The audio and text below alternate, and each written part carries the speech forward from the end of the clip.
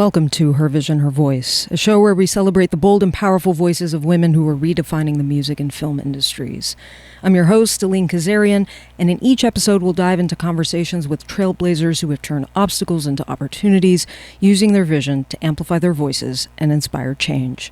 Today I will be joined by Dela Kay in the second hour of the show. A songwriter who isn't afraid to sit with the uncomfortable parts of being human, Dela Kay creates guitar-driven alternative pop that's equal parts cathartic and deeply personal, exploring heartbreak, healing, codependency, and the long journey back to self-worth. After stepping away from music to rediscover who she was as both an artist and a person, she returned with a sound that feels completely her own, raw, emotionally honest, and unapologetically authentic. Since then, her music has earned more than 2 million streams while building a loyal community of listeners who see themselves reflected in her lyrics. Her latest releases, including Guilty Conscience and Medicine, ask some beautifully difficult questions about modern love, emotional dependence, and what it really means to choose yourself. If you are just tuning in, this is Her Vision, Her Voice. I'm your host, Dela Kay. I am pleased to be joined by Dela Kay in the studio. Dela, something I've always been interested in and something that I've believed in for a very long time is like, before you learn how to find your voice, you have to learn how to listen. And I want you to think back to your childhood, and I want you to think about what you were listening to most at that time and how that ultimately informed the artist you would become today. Absolutely. I think that I grew up in a more musical, creative household, and my parents used to be in a band, and my mom was always singing around the house. So any first glimpses of creating music or being around music was being around my mom playing at the piano all the time. And I think just being able to see that in my household made me feel a lot more confident to try things myself, whether that was just like, songwriting in my bedroom or stepping out on stage for the first time. I think my mom for sure was probably my most influential first person to helping me step into making music. Other than that, just her playing a bunch of classic rock around our household growing up. I mean, from like, she used to play like Pat Benatar, Heart, Led Zeppelin, the Beatles, and then growing up in Franklin, which is like 20 minutes south of Nashville, it's like, that's all it was rock and roll in the country. Yeah. Yeah. That's amazing. I feel like I had a slightly similar background to you in terms of the kinds of music that I was exposed to. Like my dad was such a fan of classic rock. And so that was one of the things that we really bonded on was like listening to Janis Joplin and Jimi Hendrix and Led Zeppelin. Say less. Do you know what I mean? Like Yeah. just the best kind of music. And I think maybe you kind of answered the question already, but considering that both of your parents were performers, I imagine that creativity was, is surrounding you pretty much at all times. So when you think back on that time, what do you think that they gave you that, even informs the way that you present yourself on stage, the way that you make your music, the way that you perform? How do you think that plays into all of this? My parents actually met doing professional musical theater in Chicago. And I kind of took that route for most of my younger years. I did professional musical theater as well. And I think there's the theatrics, the drama, but I think being able to just kind of have a fearlessness with putting yourself out there, being able to step up on stage and just try things and not being afraid to fail. I think that was like a big thing for me with getting started. But I think that, just creating a comfortability with failing and fearlessness and not being afraid to try new things. And I did a lot of that for many years until I finally found where my sound is now. But I think, just having that support system, jumping into this career was definitely a huge blessing. Yeah. You first entered the industry making electropop music, and then, you took some time, you stepped away, and you came back with pretty much a completely new sound. So I wonder what was happening internally during that period, and what do you feel like ultimately brought you back to feeling maybe even comfortable enough to make music again? Absolutely. I think electropop or more EDM dance music, it was really popping around the time that I was making it, 2018, 2019. And I love dancing. I love dancing to the music. I like hanging out with my friends and going out and listening to that music. But I think from a listener perspective, I liked listening to it maybe a little bit more than I really felt like I connected to it with my emotions and what I'm actually saying and what I'm doing. And I was going through a transition with a manager at the time, and I just was like, you know what? And COVID hit and I moved to LA. So I was like, you know what? I just need to take a beat and step away from everything and figure out what I even like to make. What do I even want to say? And I took, it ended up being what I think was like maybe a 1.5 to 2 year hiatus where I just sat around with my friends and just made things that felt good and kind of looked at everything as a whole bunch and was like, okay, what does this sound like to me? Is there a theme here? What's going on? And everything kind of always came back to more of an alt sound. Like I said, I'm from Franklin, Tennessee. Paramore is also from Franklin, Tennessee. So listening to Paramore growing up, Hayley Williams, huge inspiration. So like a lot of those kinds of sounds, that like underground emo sound, started filtering into some of my music. And I just was like, you know what? I have this one song, and I think I came back and it was the worst part, and then it was old news, and it was about just like the struggle of figuring yourself out. And it was pretty on point for where I was in my life, and then kind of the rest was history. When you were making that music, did you actively think about coming back to the industry, or were you kind of just like, I'm making music and I'm really enjoying it, and that's where I'm at right now? I think in the back of my mind, I always was like, whenever I find the right song or whenever something kind of hits and feels really true to me, I would love to put it out. I want the world to hear it. But there was no like, I have to do this. I think a lot of artists feel so much pressure to like, I got to make this hit. I got to make this thing. It's got to pop off, whatever. And I think I was happy that was kind of out of my brain. I'm like, I just want to make stuff that feels super good. And whenever it clicks for me, I know I'll be ready to put it out. Otherwise, I just love making things. And I don't think there would ever be a me in the world where that wouldn't be a case. Like if I wasn't doing music, I would maybe do therapy, but I would still be in my room making music anyways. Yeah. I just can't not. You describe your current chapter of your life as the most authentic that you felt in your artistry. So, when you think about those years where you came back to making music that felt true to you, what do you think clicked that made you feel like, okay, this isn't music that I should make. This is music that I feel like is just undeniably mine, and I want to put that out into the world? I think when I got away from the like, oh, I got to create that like EDM hit, that like, ear candy thing. And I just took that completely out of my brain, and I found myself kind of naturally rolling into the alternative sound. I feel like naturally the things that I wanted to say or the things that I was going through in my life that I wanted to write about just kind of naturally clicked because it was just more authentic to me and what was going on in my life and what was more honest, with some of it with a little filter maybe, but some of it completely without a filter. I think like my song Guilty Conscience and also Medicine, both of them are very kind of just, it is what it is, it's kind of out there. And I think being able to have music now where I feel like I'm not afraid to be completely honest or vulnerable, has been really freeing, and also I've made a lot of new friends. We've all just talked about our lives and connected on where we're at, and I don't know, it's a cool time in music. Yeah.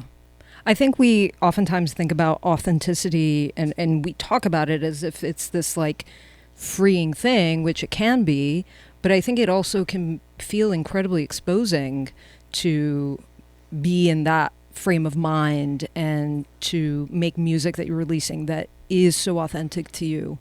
What do you think that kind of authenticity and that vulnerability has taught you about yourself as an artist?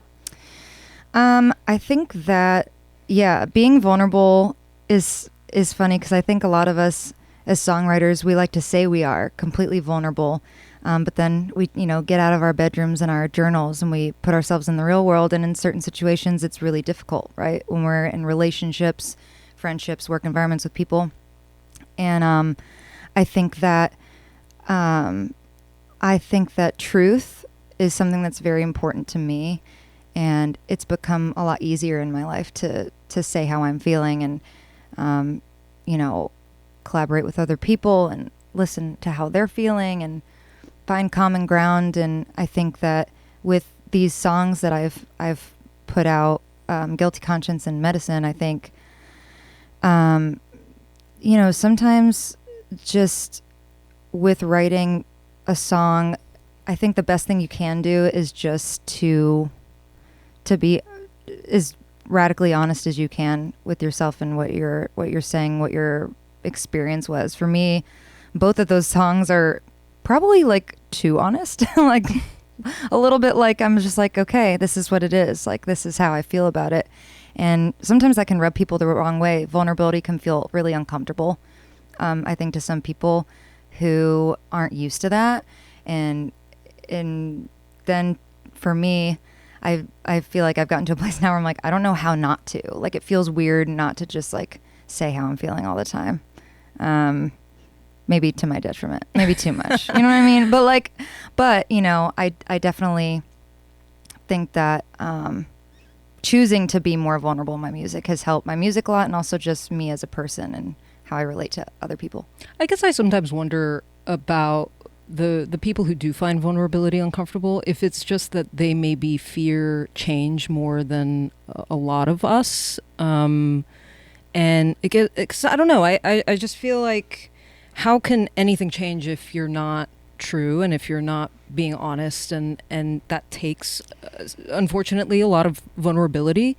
So I don't know. I think about those things quite often, and I wonder if that is true for you as well. I think it all comes down to being honest with ourselves. If we're not being honest with ourselves, how can we possibly be honest with other people? Right. And I think in a weird way, I've learned to have a lot of compassion for that. I think the people in my lives, my many lives, my seasons of life.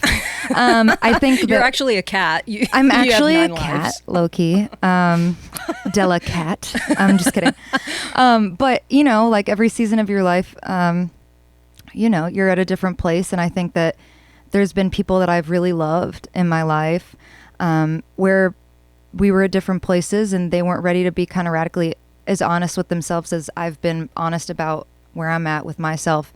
And at a certain point, you just have to have a little compassion for that and keep it moving. Yeah. Your songs oftentimes, especially your most recent songs, explore things like heartbreak and codependency and healing and self-worth. And something that struck me about your music, given all of those topics, is that the songs rarely feel like they're out to like blame somebody. And it feels more like, you're writing from a place of curiosity. So do you naturally find yourself writing from a place of curiosity instead of certainty? Yeah. I mean, I think when everything is emotionally charged, right, it's like you definitely want to make sure you're not doing that, or at least I try to as much as possible. But I think like I think that everyone's entitled to their own experience, I guess, with whoever, whatever they're writing about, whether it's like a relationship, what have you. In my experience with those two songs, Medicine and Guilty Conscience, they were, my experience, how I felt with, the people that I was interacting with. And I think that, to some people, it might sound like I'm calling people out and I'm, blaming or pointing the finger or what have you. I like to look at it as, this was my experience in this dynamic. And unfortunately, if it rubs these people the wrong way, lo siento.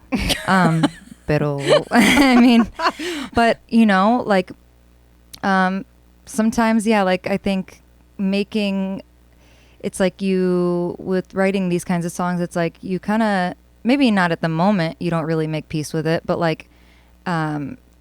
but it's like it needs a little space to live, like a room, where you're like, this is an experience that, whether, oh, this experience made me fall in love, oh, this experience hurt me, whatever it was that you were learning from that. Giving that little memory or that little point in your life, like just a little, like a room to just have to live in and keep those feelings in, and then to like freely let it go and move forward. But I definitely, try not to, I try to live from my honest experience as opposed to, pointing the finger at people. I have always loved songs that feel very fun and playful on the surface, but then the lyrics are quite dark and go to places that maybe feel quite unexpected. And I think one of your recent songs, Guilty Conscience, does that really well, where, a lot of what you're talking about in that song is about betrayal and trust. And so I wonder, was writing it a way for you to basically make peace with those emotions, or was it simply to make room for them? In the moment, for sure, make room. Over time, peace, for sure. Yeah.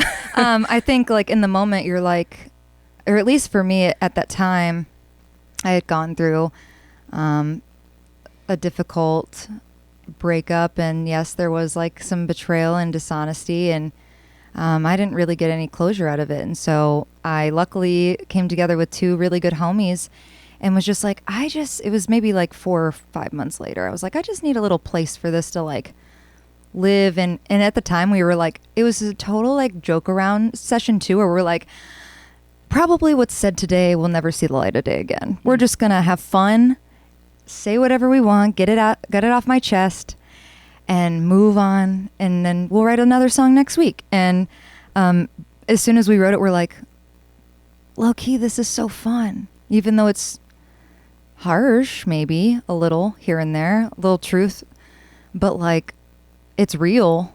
And honestly, I sat on it for like almost a year before I decided to put it out, because I was like, I was very concerned about, I think a lot of songwriters, when we're writing about our personal experiences, we fear, it's like, oh, I don't want to hurt people's feelings, or I think about everything too much, and I needed to get out of that. So I let my brain do what it was going to do for the next, year or whatever, and then it wasn't so personal anymore. And then when I listened to it, I was like, man, and talking to friends, I'm like, this is happening to so many people. I hate it. I hate that.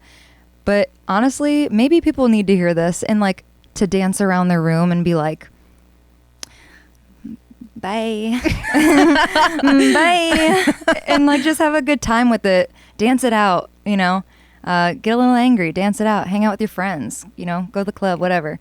But yeah, I think that giving it a little place a room to be in for a little while helped it become peaceful over time. Well, I think what's also specific about the song too, it doesn't just talk about betrayal and trust in general. It talks about betrayal and trust in the digital age, which, as you and I both know, Harry. Makes things very messy. And emotional boundaries can oftentimes feel a lot less obvious, than they used to. Do you think, this is a pretty broad question, but do you think technology has sort of changed our understanding of what loyalty is? 1,000 million quadrillion badruple %. I think that I'm sure have conversations with our friends about this all the time. It's like, no matter who you decide to date, right? It's like everyone has their own definition of what trust is, boundaries, all those things. And I think that like everyone's fair to have their own opinion of whatever that is. No judgment. But I think that like whenever you meet someone you're dating, you have to be on the same page. And if you come together and then you're like, here's what I want. And they're like, great, here's what I want. And you're like, great, we're on the same page. And then you move forward and then they completely do something that was not on the agreement, then it becomes an issue. And I think so many people, especially with the digital age, it's like, with Instagram and TikTok, there's just people everywhere, people at your disposal. So it's like, I don't know, I'm a real loyal person. For me, like if I'm down for you, like I'm down. But if I see that you say you're down and then you're not after we have our agreement, it's going to be rough for you. It's going to be rough for you because I'm going to leave. Yeah. So, I think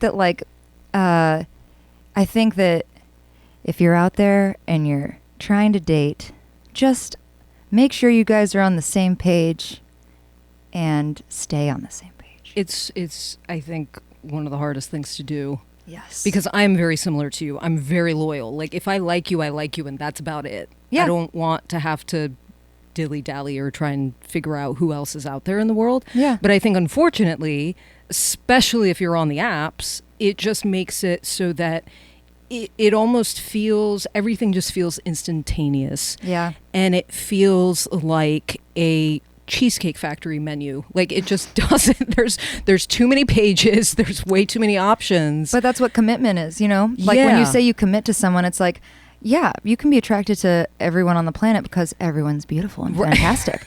But if you're like, this is the person I love that I want to do my life with, or, that's what trust is about. That's what committing is about. If you aren't going to commit, then, and you want to have like an open relationship, that's totally up to you. But again, on the same page. Right. Communicate. Yep. That's one of the most important things is just communicate. Yep. To shift gears a little bit and talk about one of your other recent songs, Medicine, I feel like Medicine is quite an unexpected concept because you're really writing from a place of like the thing that someone depends on. Mm-hmm. What made that perspective feel more honest for you compared to just like writing the song from your own point of view? I think that song, I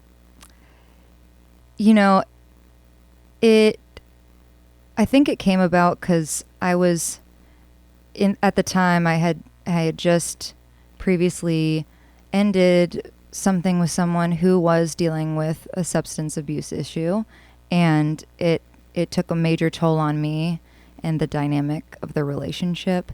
And when I really sat alone and thought about it, I'm like, when people are struggling with a substance, a lot of times in recovery, they take that away and then they don't know what to replace it with. So, it could be like just trying to fill that void with about anything. It could be relationships. It could be whatever. And I think when I sat and reflected on my experience, I realized that I think that I kind of became the substitute substance in a weird way. And it made me think about, what would that be like if I was like a drug to somebody, a literal drug to somebody. And how unfortunate that like there are it's a lot of similarities, it's like, so the song kind of just naturally came about me taking the approach of being the substance, being the medicine, and what that would look like, and how in my real life I kind of felt like I was already. Yeah. So I think that, like taking that approach in a weird way, it's like from writing from the substance point of view, it's like it was kind of directly correlated to being personal because I was already feeling that way. When I was listening to Medicine, I kept thinking about that line between like being somebody's safe place and being somebody's survival kit. Where do you think that line exists for you? Radical honesty and accountability. Yeah. I think that like and like just we were talking about earlier, people are in different stages of life, ready to be radically honest with themselves. And if they're not going to be radically honest with you. And I think that I am an empath through and through.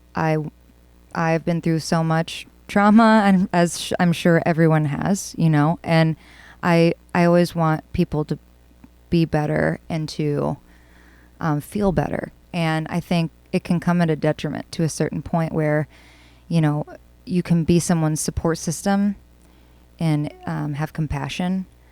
But at a certain point, there has to come a boundary and accountability. And if that's not present, it's just not a safe place to be in. So then you become the survival kit to someone's lack of accountability, as opposed to being their just a natural support system.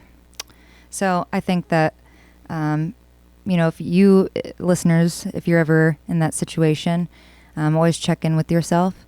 And if it's ever coming at a detriment to your mental health or, your life, always reflect and take a step back. This may sound like a silly question, but how would you define the difference between radical honesty and just plain old honesty? I think radical honesty comes with accepting maybe a bit more shame. I think most humans can be pretty honest, for the most part, we hope. But I think radical honesty is being so honest with yourself and others where it can come at a cost to you and what you want.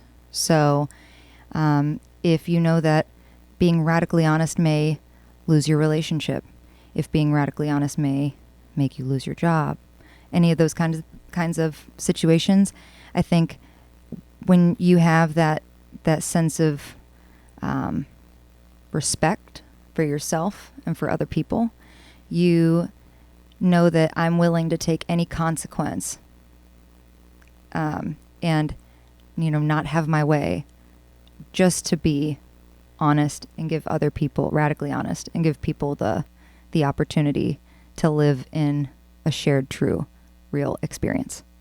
Your recent music asks a question I think a lot of people wrestle with, which is, how do you know when you're loving someone, and how do you know when you've basically quietly started abandoning yourself? I think it kind of ties back to what I just said about is it coming at a detriment to your mental health? So, we can love everyone. We can love people so much. We can love people we just met. But, at a certain point, you have to ask yourself, loving someone is also reciprocal. You hope it is.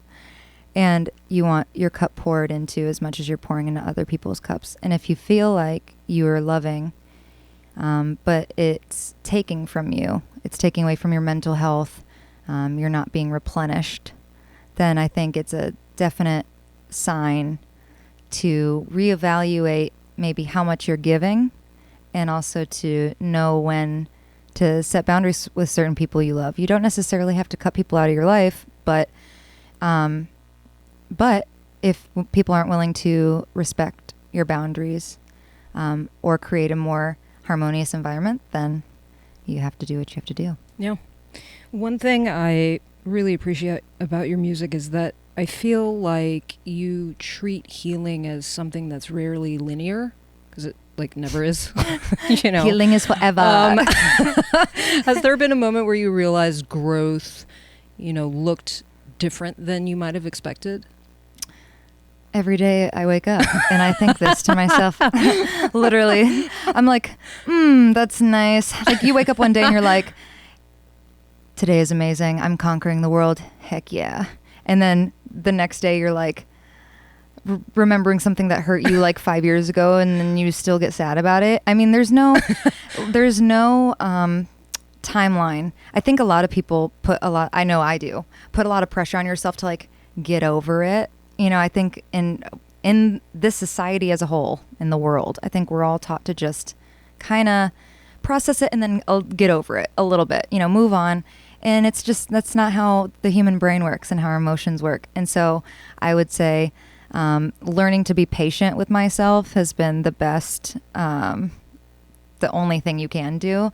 You're gonna be having great days and great years and great months of your life. And then you're also going to be having really difficult times, or things that trigger you, or things that bring things up, and to just be patient with yourself and know that, as much as the capacity we have to feel suffering is also the capacity we have to feel joy.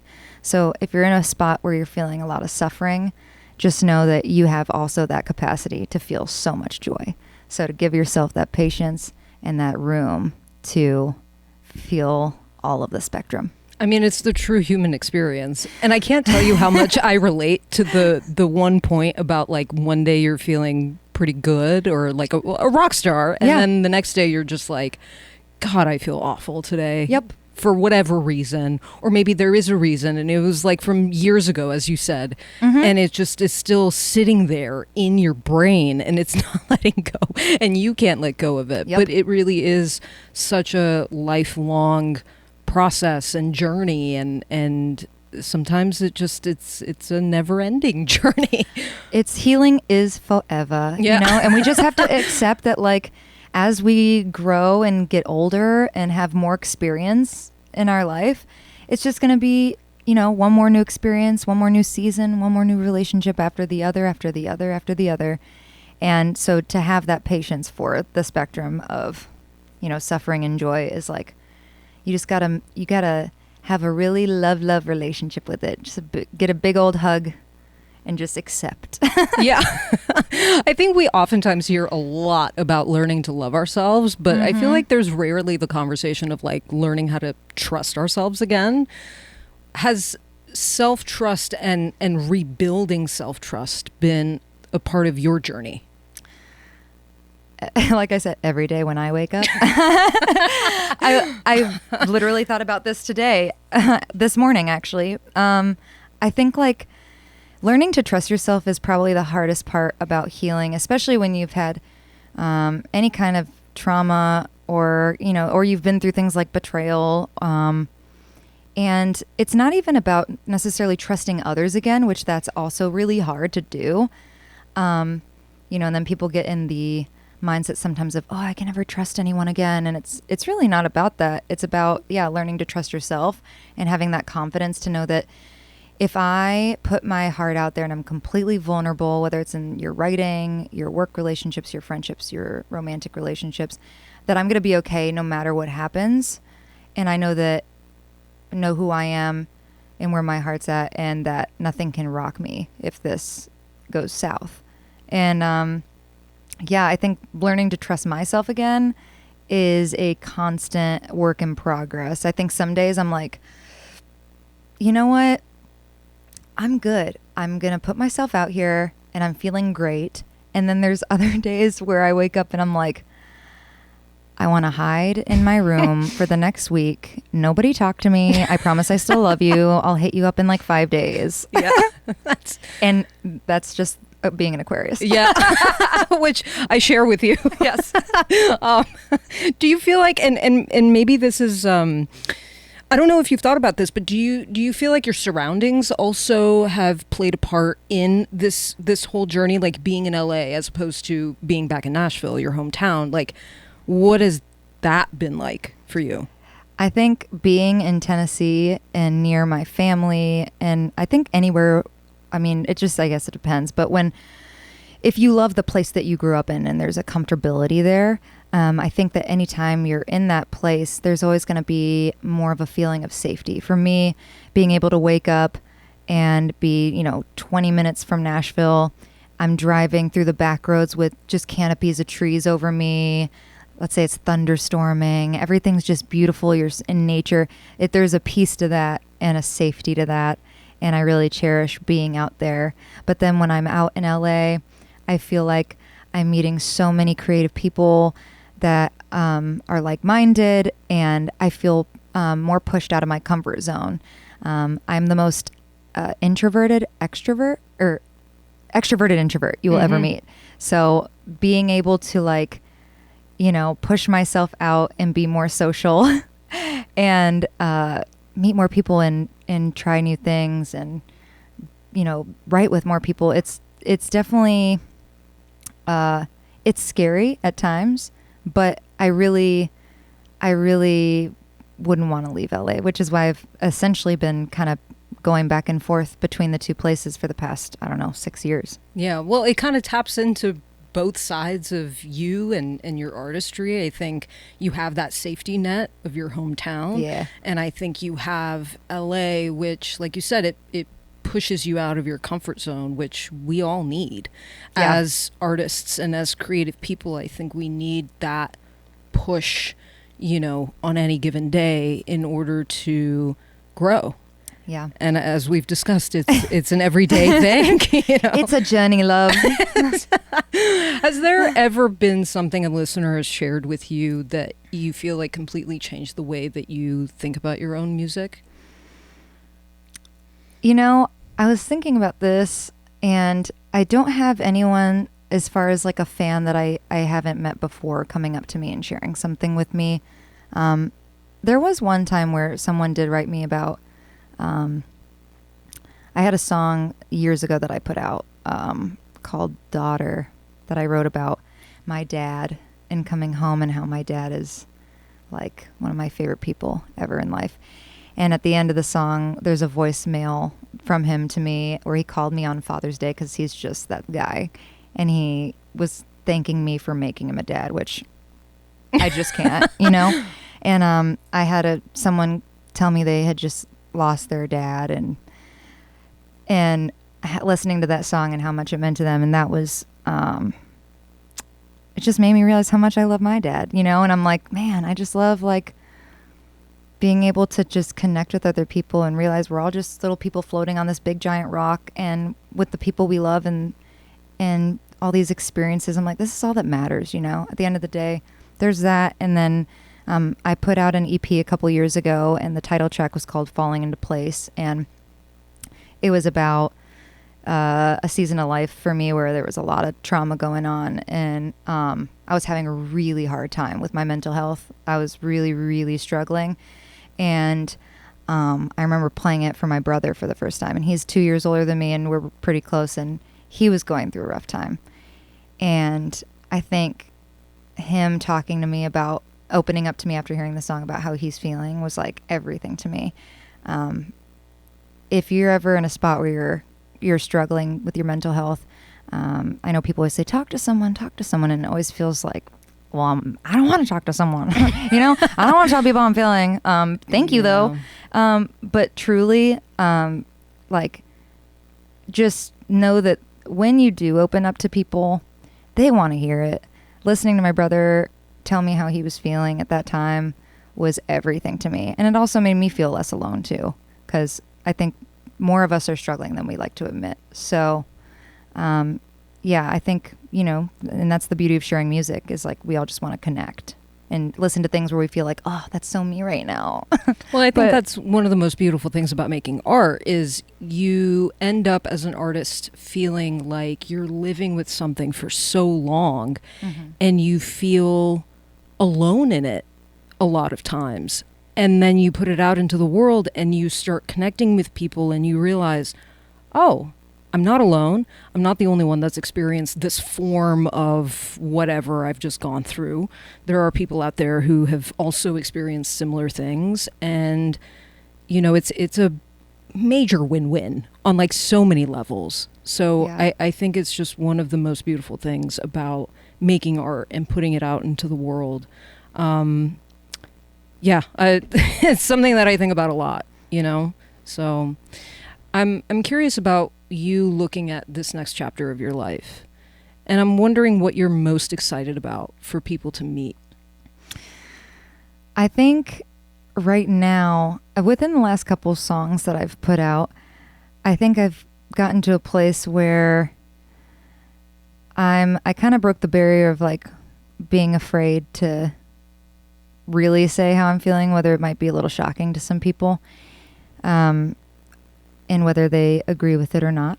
But I think going into this new chapter, on my single Medicine that I just put out, I was kind of like dibble dabbling. Is that a word? I was dibble dabbling with, learning how to like scream, which I'm like, I've always wanted to like scream and be a hardcore queen, but we like just heavy metal type of screaming. Yes. Okay. But I could never figure it out. And I'm just now starting to kind of figure it out. So I'm like, okay, fun. This is like taking me back to like nostalgia days of being like if you're in Nashville, like Rocket Town, like those kinds of shows, like, and Paramore was one of those bands that played there years and years and years ago, where it was just like mosh pits galore and it was crazy.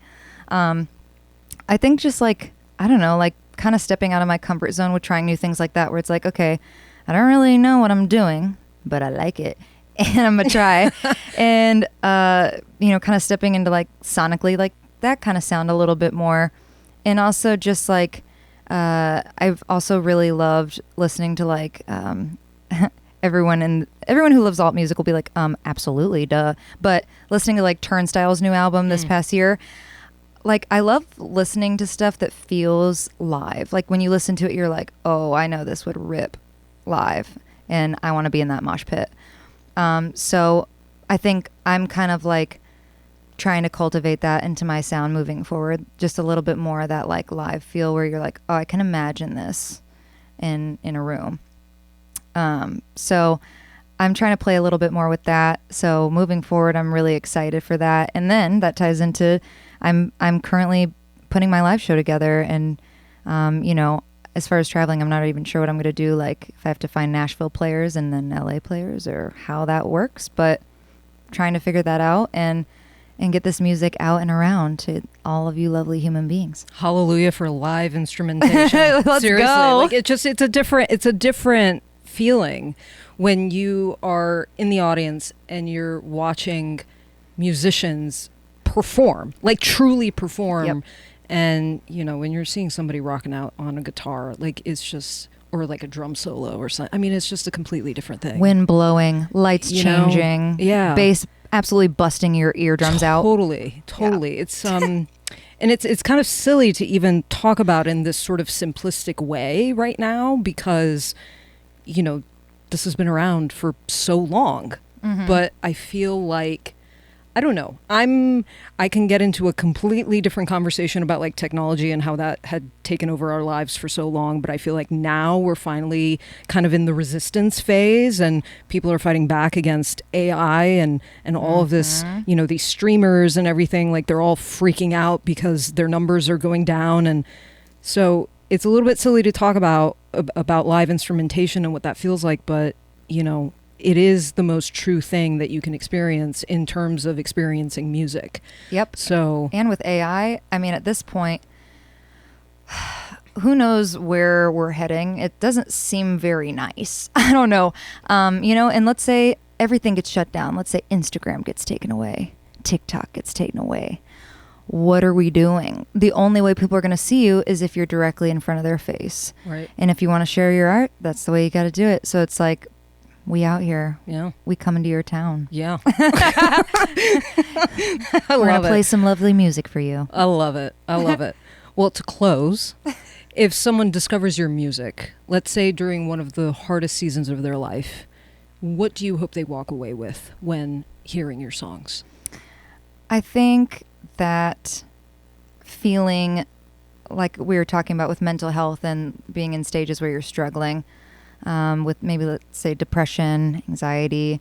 I think those are like such ugly feelings we try to like hide away, and we don't like want to really connect with them. But I think that the songs that I've been writing have been a really nice outlet for me to kind of get it out like in a way from me, but also just like to give it a place to live. And I hope that my listeners know that like, just if you're holding all of that in, that, it's safe to give it a room to live and not to just try to shut it out.